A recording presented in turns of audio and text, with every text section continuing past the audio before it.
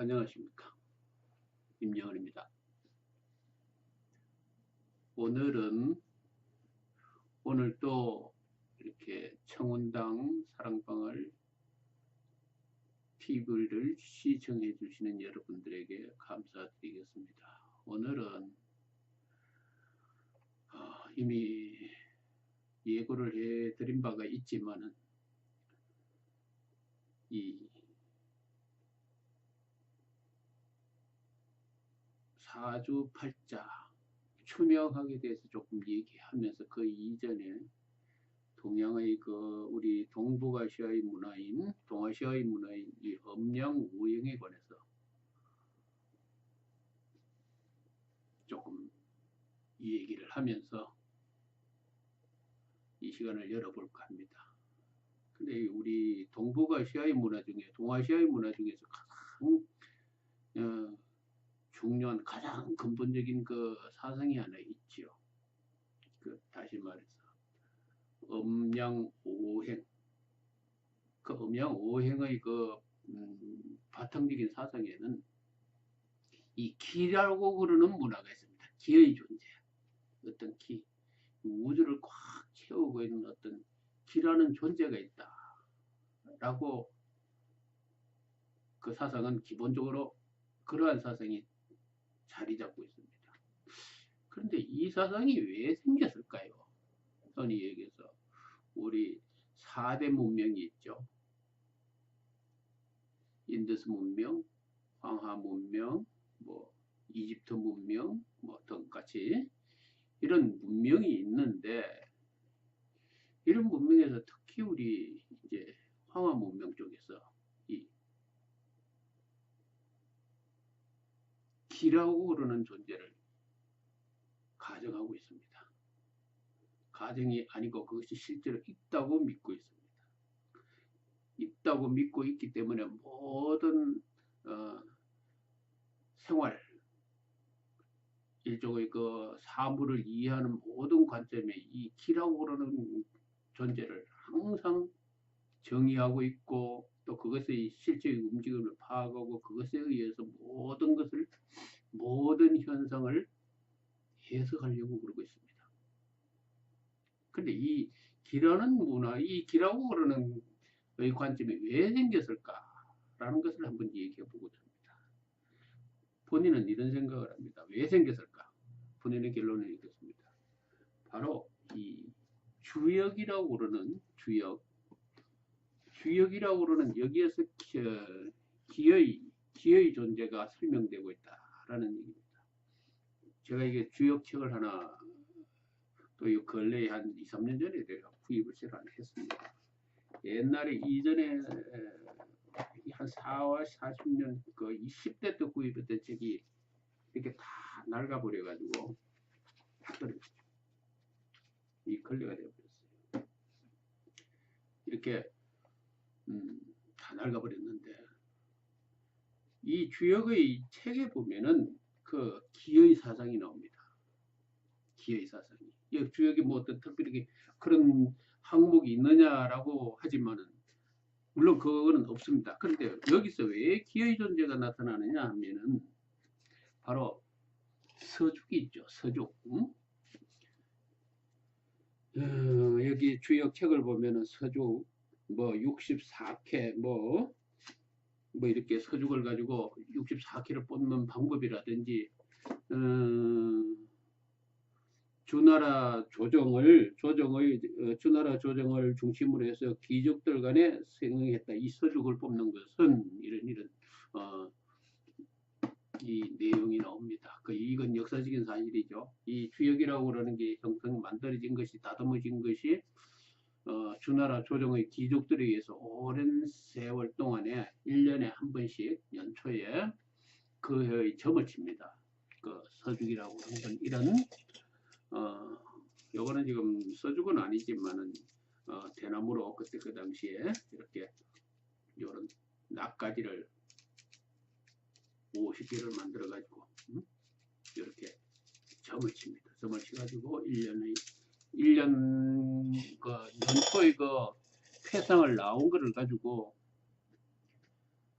1년이 지난 후에 그게 1년에 점을 칠 때에 그 점친 내용을 기록을 합니다. 앞으로 어떻게 될 거라든지 그 예언을 적어놓고 그 1년이 지나간 후에 과연 그것이 맞는지 틀리는지 검토를 계속합니다. 이렇게 해서 그것이 체계적으로 잡혔습니다. 많은 시간을 이 주나라가 망할 때 주나라의 역사가 얼마죠? 한 800년 가까이 되는 거로 지금 알고 있습니다. 그렇죠? 맞죠? 그 긴 기간 동안에 뭐 800년 다는 아닐지라도 어떻든 상당한 기간 동안에 체계적으로 이 주역의 점사가 맞는지 연초의 점사가 맞는지 어떤지를 검토하면서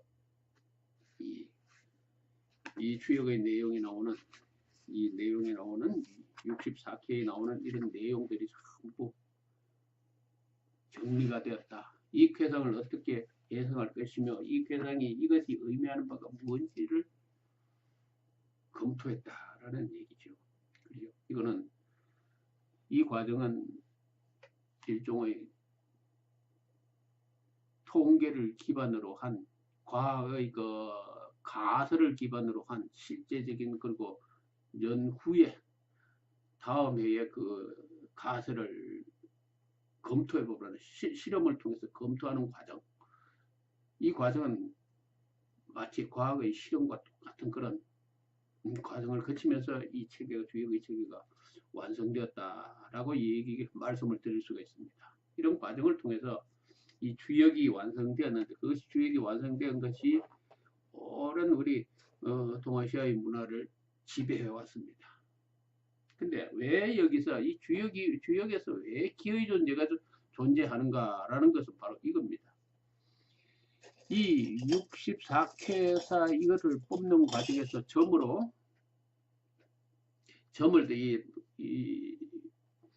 서죽으로서 점을 치는 이 과정을 자세하게 살펴보면 이렇습니다.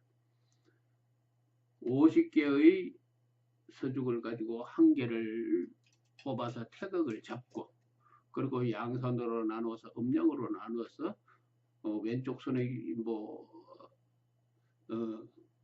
오른쪽 손에 그 서죽 한 개를 왼쪽 손에 더해서 왼쪽 손의 그 숫자를 나눔으로써 8K의 쾌성을 뽑는다 이렇게 나옵니다.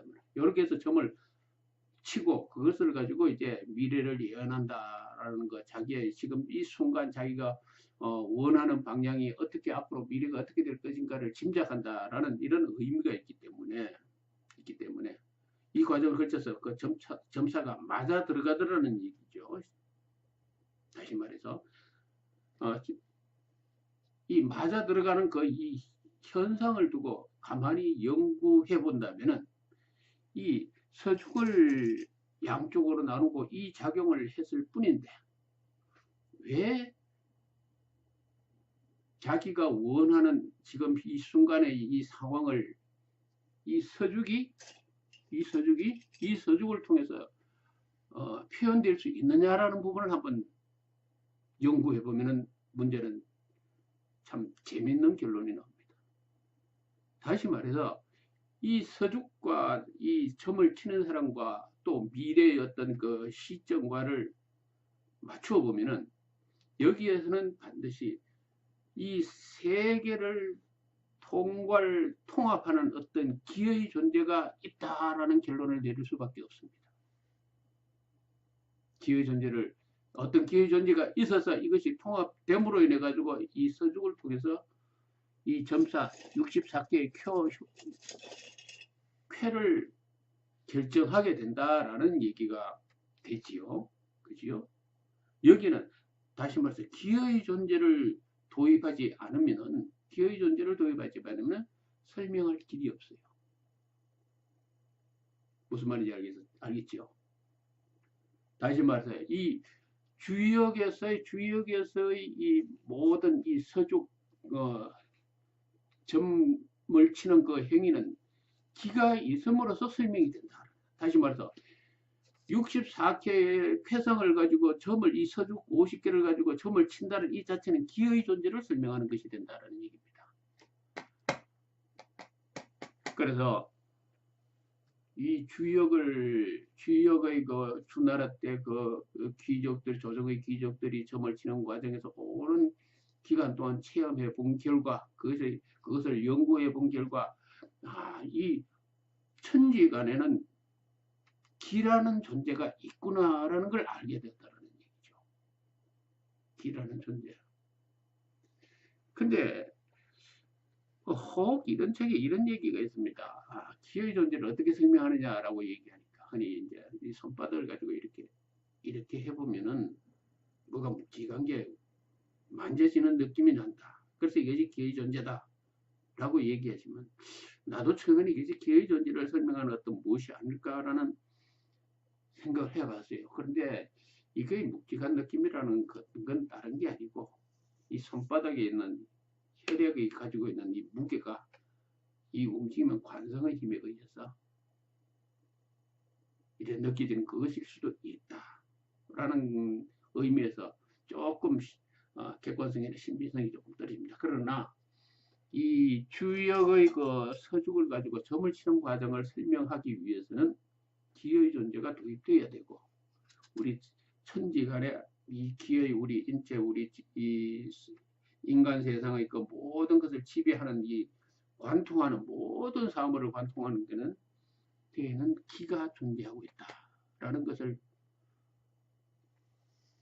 가정하지 않을 수가 없다. 그래서 이 기라고 그러는 존재는 주역에서부터 출발한다. 주역의 사상에서부터 출발한다는 것을 일단 말씀을 드리고자 합니다. 주역의 사상부터. 그래, 다시 말해서 이 주역은 첫째, 이 주역의 논조라고 그러는 것은 모든 사고의 기본, 사고를 인간이 인식할 수 있는 모든 사물의 인식 그 자체는 가장 기본적으로 음과 양으로 나눌 수 있고, 이 음과 양의 조합이 가장 기초적인 이 단위의 조합의 발전에 의해서 이 사물의 모든 형성과 모형을 또 작용을 상징적으로 표현을 할 수 있다라는 것이 이제 주역의 사상이고, 또 그것이 과연 옳은지 맞는지를 통해서 주나라 조정 800년의 역사 동안에 그것을 실험적으로 증명해 보니까 맞더라라는 얘기가 되고, 또 그것이 오랜 동아시아의 우리 이 황하 문명 쪽에서 그것이 인정되어 왔습니다. 그래서 거기서 이제 발전된 것이 이제 음양오행이고, 더욱더 음양오행 중에서 뭐 육식갑자, 가벌병정 뭐 이런 거 있죠. 이것을 또 정확히 제가 문헌으로서 확인을 할 수 없지만, 누가 이 가벌병정이라고 그러는 이 육식갑자를 만드는지는 정확히 저도 잘 모르겠습니다. 아직 내가 문헌을 안 찾아봐서 잘 모르겠습니다만은, 근데 이것을 만들었어요. 만들고, 또 육식갑자의 모든 것이 이 기의 흐름이 음양오행으로 나타내어지고, 이것을 육식갑자로 표현되어질 수 있고, 또 우리가 이제 청력, 만세력의 그 변화를, 모든 그 날짜의 변화, 이 시간의 흐름을 육식갑자로 표현했습니다. 그리고 현실에 적용시켰습니다. 오늘은 무슨 뭐 갑자일이다, 얼축일이다, 뭐 이런 거. 이것을 이렇게 일치시키는 이 과정은 굉장히 어려운 과정입니다. 이게 이걸 어떻게 이렇게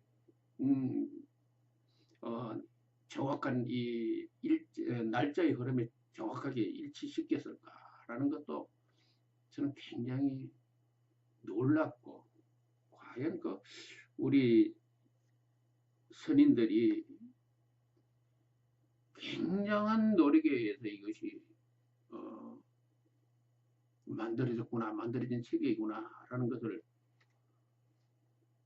저는 항상 감탄하고 있습니다. 그래서 그것이 만들어져 가지고 일단은 모든 이 날짜, 달, 월, 연, 월의 흐름에 이 육식갑자를 정확하게 딱 일치시켰다는 이 역사적인 과정이 있죠. 이 역사적인 과정이 있고, 그리고 이제 이 과정의 흐름을 통해서 이건 다시 말해서 주역에서 기의 흐름의 존재를 정리를 했었고, 둘째 육식갑자를 만들어 가지고 이 시간의 흐름에 이 육식갑자를 정확하게 배치시켰다라는 것이 또 중요한 과제입니다. 굉장히 중요한 과제였고, 그것을 만들었고, 그것이 거기서 발전된 것이 이제 발전되고 그 흐름을 쭉 관찰해 본다는 얘기죠. 그 흔히 이제 우리 왕실이라든지 그 조정의 중심에는 이 천문관측이라는 그 부서가 있죠. 관리들이 있어서 그것만 참으로 전체의 흐름을 관찰하고 뭐 어떤 이런 업무만 전문적으로 하는 그런 곳이 있죠. 그런 사람들에 의해서 이 흐름, 육식갑자의 흐름과 시간의 관계를 정확하게 이제 일치시켰고 그것을 관찰합니다. 관찰하는 과정에서 이제 등장하는 것이 바로 이 사주 추명학이라는 거죠. 사주 추명학. 사주 추명학을, 이 사주 추명학을 쭉 사주를 쭉 관찰하는 과정을 살펴보니까 이것이 사람의 인생, 다시 말해서 어떤 운명을 결정하더라라는 것을 발견하게 됩니다. 그리고 왜 이런 곳에 왜 운명을 결정할까라는 이 이론의 추론도 이것을 인출해내는 그 과정도 인출해내는 그 이론적인 근본적인 이론적인 바탕도 논해 보면은 이 주역의 사상에 이 주역의 이치에서 그 사주 추명학이라는 것이 추출되었다라고 볼 수 있습니다. 흔히 사주 추명학을 뭐 통계에 의한 통계학문이다라는 얘기를 하지만, 그러나 그 이전에 통계라는 것은 그렇게 얘기하면 대단히 그러면 뭐 서양이나 아주 다른 메소포타미아 문명이라든지 인디스 문명에서 왜 그런 게 없었느냐라고 반문을 할 수 있는 문제예요. 그러나 왜 황하 문명에서 이 사주 추명학이 등장하게 되었냐 하면은 그건 이렇습니다. 이 이론의 기본은 이거예요. 다시 말해서 주역에서 이 서죽을 뽑는 원리와 똑같습니다. 이 사주 추명학이 나타내는 등장하게 된 이론적인 근거는 우리가 이 서죽이라고 그러는 전혀 아무 의미가 없는 아무런 의도가 없는 어떤 존재의 가치가 없는 무심한 어떤 이 존재를 우리가 손아귀 안에, 다시 말해서 두 손 안에 넣습니다. 이 손 안에 넣고 이것을 양쪽으로 나누어서 서죽의 결과를 창출을 합니다. 그죠? 점의 결과를 창출을 합니다. 자, 이 과정에서 여기 기가 이 사람의 인체의 기와 이 미래의 어떤 시점과 현재의 주변 환경의 어떤 기가 작용해서 이 서죽의 결과 정체의 쾌사를 탄생시키죠. 그죠? 이 과정을 치환을 해보자라는 얘기입니다. 바꿔보자라는 얘기입니다. 우리가 남자와 여자가 사랑을 해서 아이를 갖습니다. 그리고 어머니의 뱃속에서 아기가 탄생했죠. 생겼죠. 그리고 10개월이 지나면 탄생을 합니다. 그죠? 탄생을 합니다. 자, 이 모든 과정을 이 점을 뽑는 이 순서라고 생각을 해봅시다. 순서에 의해서 그리고 나중에 아기가 태어납니다. 그건 이 서죽이 이렇게 탄생하는 거와 똑같죠. 이 결과가 64개의 점효사가 탄생하는 것과 똑같습니다. 정태 효사가 이 아기가 탄생을 합니다. 이 탄생하는 이 과정은 다시 말해서 주변 환경과 여기에 이 주변 우주에 관통하고 있는 기의 흐름의 변화가 이 아기에게 탄생하는 그 순간에 그 모든 상황이 이 아기에게 진입을 하게 된다. 다시 말해서 아기의 몸속에 투입된다라는 사상이 되죠. 이 정태의 효사가 미래를 모든 4차원의 과거, 현재, 미래의 모든 시간관념을 깬 하나의 어떤 모습으로 투사되는 것과 마찬가지로 아기가 지금 태어나는 이것이 정표의 쾌사가 태어나는 것과 마찬가지로 과거, 미래, 현재의 모든 일체가 되어서 이 아기의 몸속에 투입이 된다는 얘기죠. 기운이 들어간다는 얘기입니다. 무슨 말씀인지 알겠죠? 무슨 말씀인지. 다시 말해서 아기가 태어나는 과정은 64개의 이 정체 쾌사를 뽑는 것과 동일한 형태다, 모습이다, 패턴이다. 이렇게 보는 거죠. 그래서 태어난 아기의 운명이 그 태어난 그것의 쾌사의 모양은 지금 지나가고 있는 시간의 흐름이 나타내고 있는 그 모습, 시간의 흐름이 나타내고 있는 그 모습이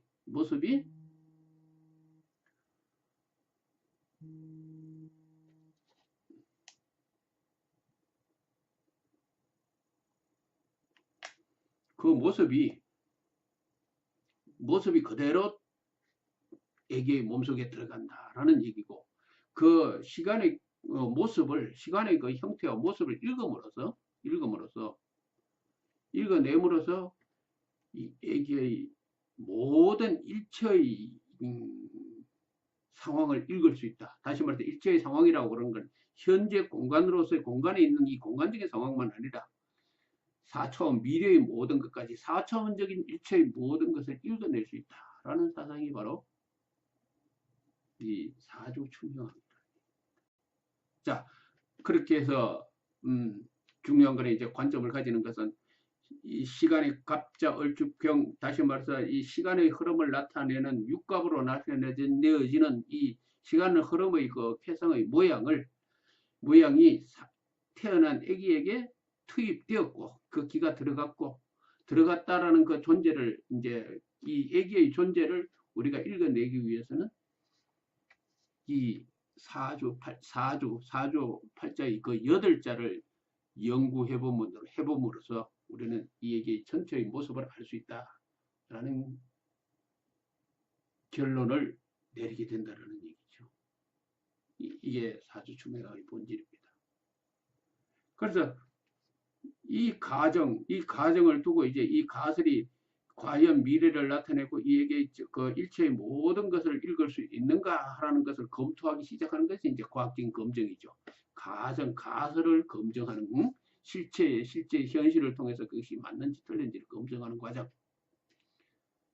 이것이 이제 그 과정에서 상당한 긴 기간 동안 이 전문 양관들에 의해서 쭉 검토가 되고, 또 일반 술사들에 의해서 이것이 옳은지 그른지가 잘못됐는지가 이제 검증이 됩니다. 그래서 쭉 이 과정을 통해서 발전된 것이 사주추명학이다. 그래서 이 사주추명학의 역사는 흔히 당나라 때하고 뭐 당의 이허중이라는 분이 이렇게 처음 했다라는 그릇을 있고, 또 송나라 때 자평이 이렇게 완성을 했다라는 얘기가 있지만, 그러나 60갑자가 이미 출현해 왔었고, 그것을 통해서 시간의 흐름을 파악했던 그 이전에도 이미 여기에 대한 연구가 있었고, 또 여러 가지 학설이 있었다라고 보는 것이 정상이라고 봅니다. 흔히 얘기해서 춘추 전국시대 때 기국자도 이 60갑자의 흐름에서 인간의 운명의 흐름을 이렇게 어떤 갑자가 갑과 을이 어떻게 하면 무슨 작용이 있다 이런 귀절이 이제 고서에 있는 것과 마찬가지로 그 이전 오래전부터 있었다고 보는 게 정확합니다. 옳다고 봐요. 그래서 이 사주춘명학은 그렇게 발전이 된 것이다 라고 오늘 내가 이 얘기를 합니다. 제 얘기를 무슨 얘기인지를 좀 잘 이해를 하셨는지 모르겠습니다. 그리고 또 제가 표현하고자 하는 그 내용을 잘 표현했는지는 모르겠습니다만, 오늘의 결론은 그겁니다. 기의 사상은 이 주역에서부터 출발했다. 그리고 기가 있다라는 것을 이미 결론을 내린 이후에 그 기의 흐름에 대해서 육식과 음양 오행설이 나왔고, 음양 오행설에 의해서 육식갑자가 만들어졌고, 그 육식갑자의 흐름을 시간의 흐름에 꽤 맞추는 거, 정확하게 맞추는 거, 뭐 입춘이 언제고, 또는 뭐 예를 들면 올해는 뭐 무술년이다, 또는 뭐 올해 초는 뭐다, 무슨 일이다, 뭐 등등 같이 그런 얘기를, 그런 것을 이렇게 확정하는 거. 이 과정은 굉장히 어려운 과정이라고 보는데, 이것을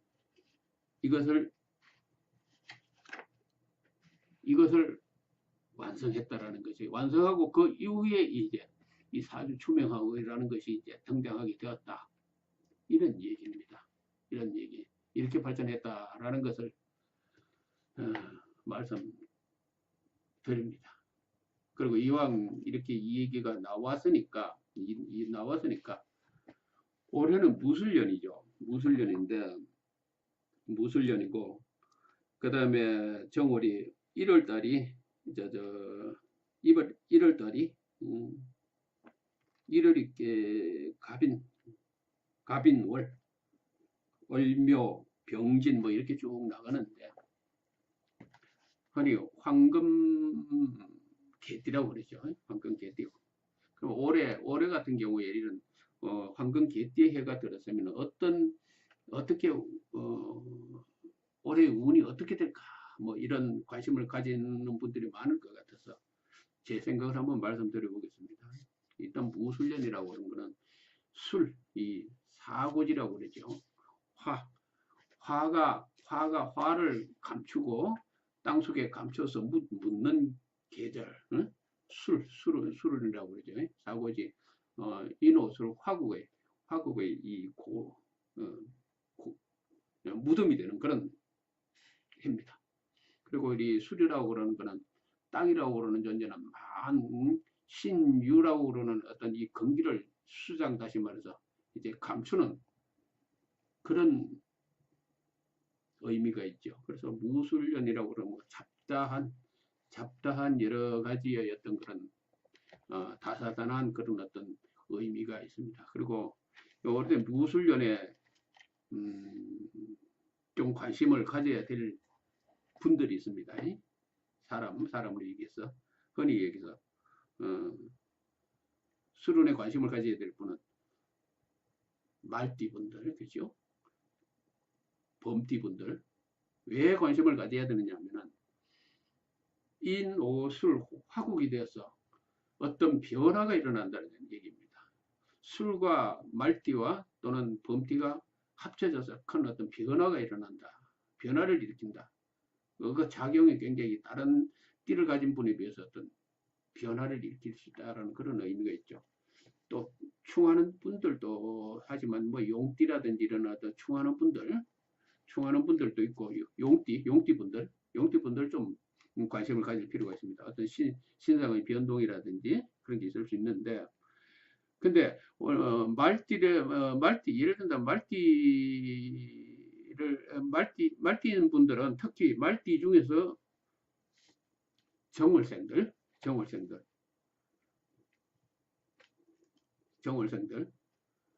인월에 태어난 분들 조금 그 주변의 변화라든지 어떤 자기 신변의 변화가 일어날 가능성이 굉장히 높습니다. 인호술, 그 다음에 5월 여름에 태어난 분들 또 신변의 어떤 극한 변화가 일어날 수가 있으니까 말띠 분들 중에서 정월과 인월과 5월에 말달에 태어난 분들 굉장히 어떤 신체적인 길이든 흉이든 어떤 약간의 변동이, 급격한 변동이 일어날 수 있으니까 조심을 하셔야 됩니다. 그 다음에 이제 범띠분들도 마찬가지로, 범띠분들은 이 말띠월에 여름에 5월에 태어난 분들하고 5월에 태어난 분들 좀 많이 신경 쓰시면 올해 어떤 변화라든지 그런 게 있을 수가 있다. 이런 말씀을 드립니다. 그 다음에 이제 용띠 분들, 이래 충하는 분들, 상충, 뭐 이런 분들, 이 신살에서 그 어떤 자격력이 조금 있는 분들, 신체적인 어떤 주변 환경의 변화라든지 이런 게 있을 수 있다라는 말씀을 드리겠습니다. 뭐 이런 굳이 이것은 사주 추명학에서 자기 생년월시를 정확하게 봐가지고 얘기해야 되는 것이지 뭐 단순히 무슨 어떤 띠가 어떤 뭐가 있다 이것은 거의 잘 맞지가 않아요. 잘 맞지가 않습니다.